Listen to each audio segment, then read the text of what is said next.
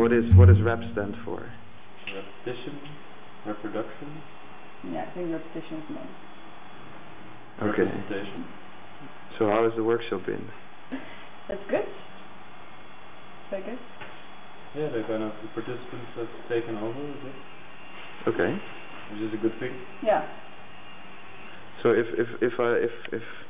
we look at this thing, what is it? It is inspired by the bog production in this area, and if you look into in the bog fields, there's specific patterns in the way they are cut out of the soil, the bog blocks. So so we wanted to make that into a pattern, and then I think the Hungarians, they found the shovel. Okay. So like this is the tool between the human and that pattern in the soil is the shovel. Okay. So and it creates the pattern and stands for manual labor, and a lot of people use it here for their fireplaces and stuff. So you have found a lot of inspiration in the local environment. Yeah, it's about the human and inhabitation of this kind of production nature. It's difficult to say what kind of nature it is. If it's natural or unnatural. Or it is unnatural, but it's still rough enough to be. And the bogs, they do grow. And the kind of all the wood blocks on the table that look a bit like Star Wars if you fly over them. Well, there was two things. There was like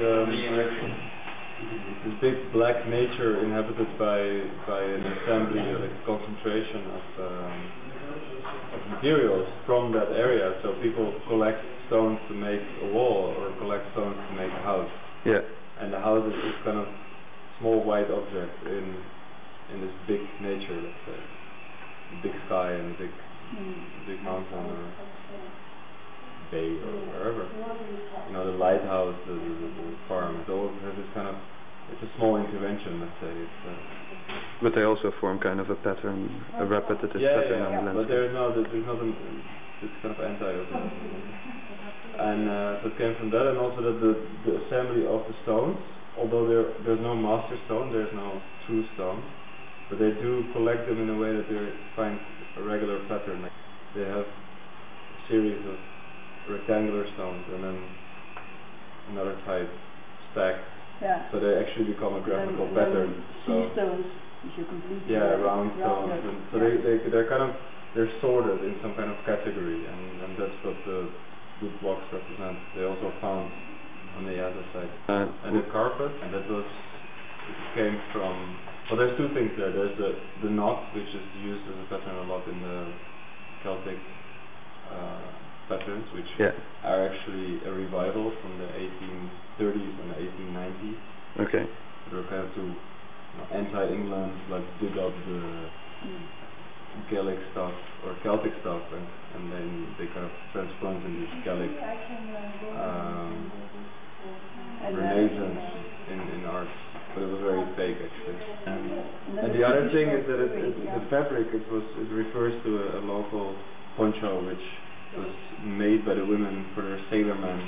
Okay. Black poncho, which was kind of a raincoat and a wind protection at the same time. With the really heavy fabric. Heavy fabric. Okay. Thin but heavy fabric, and this could be seen as a kind of detail. And like a close-up or? Yeah. Okay.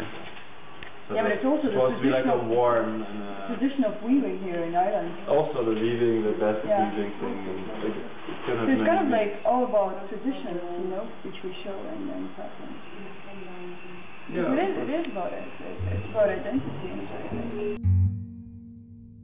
We should shine a light on. And a book I write on.